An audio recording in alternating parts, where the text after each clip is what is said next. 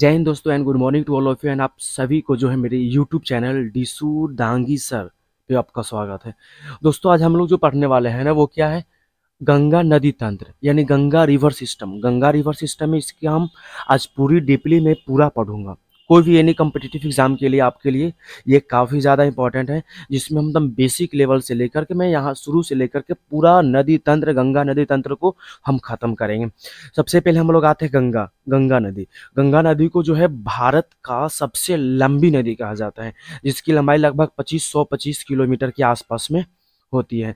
जो भारत के दो ये एक भारत दूसरा और बांग्लादेश में, भारत के उत्तराखंड से शुरू होती है और बांग्लादेश से होती है बंगाल की खाड़ी में जाकर के ये मिल जाती है।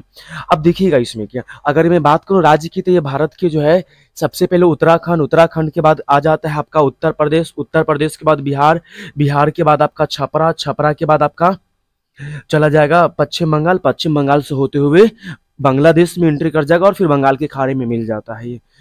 तो अब चलिए समझिएगा, सबसे पहले अगर गंगा के मैं उद्गम की बात करूँ ना तो गंगा कहाँ से, तो सभी लोग गंगोत्री से बोल देते हैं। ऐसा नहीं है दोस्तों, देखना गंगा जो है सबसे पहले गंगोत्री हिमानी से एक नदी निकलती है। हिमानी का मतलब बर्फ। गंगोत्री हिमानी से एक नदी निकलती है, इस नदी को हम लोग बोलते हैं भागीरथी नदी। कौन सी नदी बोला जाता है, तो भागीरथी नदी बोलते हैं।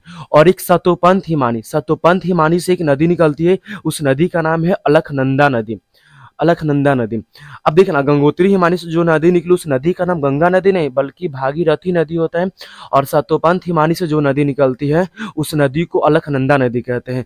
और दोनों नदी जो आकर के देवप्रयाग में मिल जाती है और मिलने के बाद इसी को हम लोग गंगा नदी कहते हैं। इसके बाद जो हो जाएगा वो गंगा नदी हो जाएगा। यानी देखना गंगा नदी क्या था, देवप्रयाग में मिलती है। कौन कौन सी नदी, तो भागीरथी नदी और अलकनंदा नदी। इसके पहले ये गंगा नदी नहीं है बल्कि भागीरथी और अलकनंदा नदी है, और देवप्रयाग में मिलने के बाद फिर ये गंगा नदी बन जाती है। अब सबसे पहले हम आते हैं यहाँ पे अलकनंदा नदी। अब अलकनंदा नदी जो है, देखना प्रयाग का मतलब होता है नदियों का संगम। अब अलकनंदा नदी, तो अलकनंदा नदी की सहायक नदी की बात की जाए कौन कौन सा नदी हो जाएगा, तो धौलीगंगा, नंदाकिनी, पिंडार और एक मंदाकिनी नदी जो केदारनाथ से निकलती है। अब देखिएगा क्या, धौलीगंगा नदी कहाँ पे मिलती है, तो विष्णु प्रयाग मतलब नदियों का मिलन, मैं बताए थे ना हम। उसके बाद नंदाकिनी नदी कहाँ पर जाए, तो नंद प्रयाग में मिलती है। पिंडार नदी कहाँ पे मिलती है, तो यहाँ कर्ण प्रयाग में मिलती है। और रुद्र प्रयाग में केदारनाथ से एक नदी निकलती है जो मंदाकिनी नदी कहते हैं, वो कहाँ पे आकर के मिलती है, तो रुद्र प्रयाग में आकर के मिलती है। क्लियर, आपको यहाँ तक हो गया। देवप्रयाग तक गंगा नदी बन गया।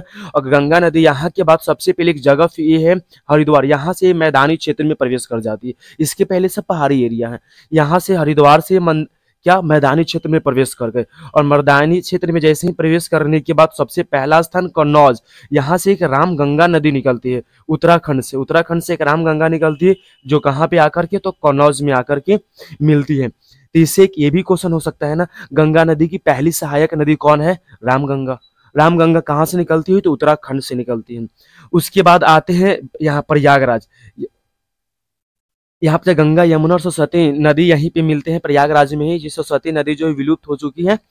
अब देखना था प्रयागराज में, तो एक यहाँ से यमुनोत्री हिमानी से एक नदी निकलती है। कहाँ से, यमुनोत्री हिमानी से एक नदी निकलती है। वो कौन सी नदी निकलती है, तो यमुना नदी। देखना यमुना नदी का ही एक दूसरा नाम कालिंदी नदी, एग्जाम में पूछा हुआ क्वेश्चन है, किस नदी को कालिंदी नदी भी कहा जाता है, तो वो कौन सी नदी है, यमुना नदी है। और यमुना नदी कहाँ पे आकर के मिलती है, यहाँ प्रयागराज में आकर के मिलती है। अब देखना तो यमुना नदी की भी सहायक नदी है, कौन कौन सा, चंबल नदी जो कहाँ, इंदौर यानी कि एमपी, मध्य प्रदेश से इंदौर से निकलकर इसमें मिलती है, जो यमुना नदी की सहायक नदी है। उसके बाद बेतवा नदी आ जाता है जो विंध्या पर्वत यानी एमपी मध्य प्रदेश में। उसके बाद फिर केन नदी जो कैमूर की पहाड़ी जो है मध्य प्रदेश से निकलकर यहाँ पे यमुना नदी में आकर मिल जाती है हो गया। और जो ये चंबल नदी जो है, घड़ियाल जो मगरमच्छ के जैसा होता है, इसके लिए चंबल नदी, यानी किस नदी में घड़ियाल ज्यादा पाया जाता है, तो वो चंबल नदी हो जाता है। तो ये कहाँ पे आकर के मिलती है, प्रयागराज में।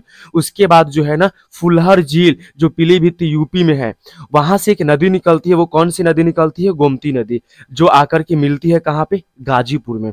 गाजीपुर के बाद इसके बाद अब हम लोग आ जाते हैं, एंट्री कर जाएंगे हम लोग बिहार में देखिएगा, बिहार में एक छपरा जगह है जहां से कहां पे घाघरा नदी आकर के जो है छपरा में यहाँ पे ये मिलती है। अब सुनिएगा पहले, काली, करनाली, गंडक, कोसी। ये कहाँ से निकलने वाली नदी है? तो नेपाल से निकलने वाली। कौन कौन सी नदी? काली, करनाली, गंडक, कोसी। याद रहेगा ना, काली, करनाली, गंडक, कोसी, काली, करनाली, गंडक, कोसी, काली, करनाली, गंडक, कोसी। काली नदी, काली नदी को भारत में हम लोग शारदा नदी बोलते हैं, और करनाली नदी को जो है भारत में हम लोग घाघरा नदी कहते हैं। फिर आगे चल के ये घाघरा नदी ही रह जाती है, और कहाँ पे आकर के मिलती है? तो छपरा में मिलती है। उसके बाद आते हैं पटना, सोन नदी, जो अमरकंटक पहाड़ी से निकलती है, और यहाँ पटना के आसपास में, पटना में नहीं, पटना से थोड़ी सी बगल में आकर के मिलती है सोन, जिसे हम लोग सोन नदी कहते हैं। अब उसके बाद आते हैं फिर नेपाल से ही दो नदी, गंडक नदी और कोसी नदी। गंडक नदी जो सोनपुर में आकर के मिलती है, और कोसी नदी जो बिहार में एक जगह है कुर्सेला, वहां पे आकर के मिलती है। इसे हम लोग भारत का शोक नदी कहते हैं। क्या, सॉरी, बिहार का इसे क्या कहा जाता है? तो शोक नदी, बिहार का शोक नदी कहते हैं, क्योंकि इस कभी रास्ता ये इधर से तो कभी इधर से, पता ही नहीं चलेगा कि इधर से निकल जाएगी।